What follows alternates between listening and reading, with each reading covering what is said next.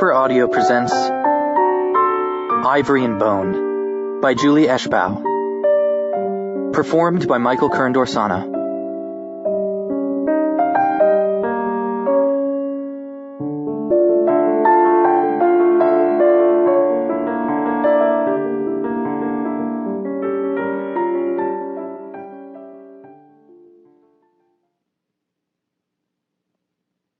The darkness in this cave is so complete, I can no longer see you, but I can smell your blood.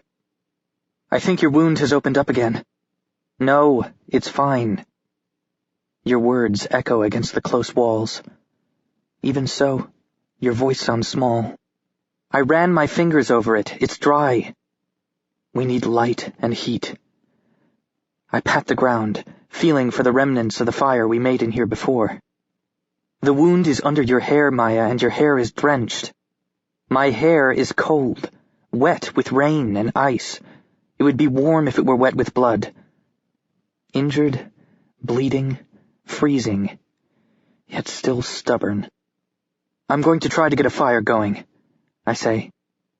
My hands search the floor, fumbling across silt and cinders, until they land on a chunk of splintered wood that flakes at the ends as if it's been burned. A short distance away, the ground drops down into a shallow hole. The fire pit. I crawl farther into the dark, one hand extended out in front of me, my knees grinding against knots of broken wood and nubs of rock. At last, my hand lands on what I remember as a deliberate, orderly stack of firewood piled against the far wall. It's unnerving to be in a place so dark. It's even more unnerving to be here with you. As I turn pieces of wood in my hands, my eyes begin to adjust to what little light filters in from outside.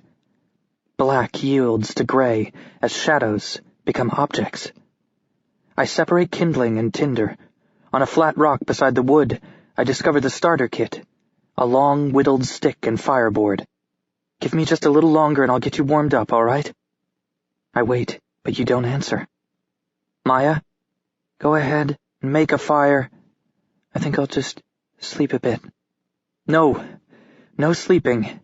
I need you to stay awake. I need company, someone to talk to. What are we gonna talk about? Rolling the fire stick between my fingers, I hesitate. What do you think we should talk about? Maybe I shouldn't have asked this question. There are countless things that could be said between us, and probably countless more that should be left unsaid. I grasp the fire stick between my palms, one end buried in a notch cut in the fireboard, surrounded by fistfuls of dry grass like clumps of human hair. Rubbing my hands back and forth, I twirl the stick like a drill. My hands pass down the entire length of the stick once, twice, 3 times. Friction builds, and at last a ribbon of smoke curls around the board. Distracted by my task, I almost forget the question I asked you. I'm not sure how long you've been silent. Mya?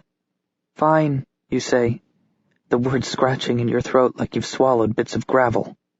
I'll try to stay awake, but you need to give me something to stay awake for. Meaning? Why don't you tell me a story? I don't know any stories. An ember catches.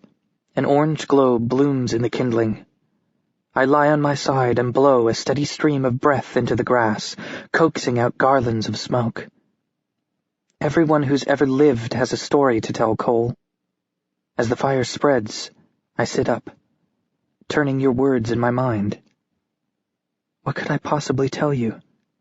All my stories have become entwined with yours. What do you want to hear? I ask. Tell me something wonderful. A story that's startling and marvelous.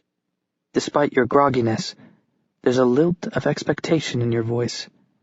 Tell me about the most startling and marvelous day of your life.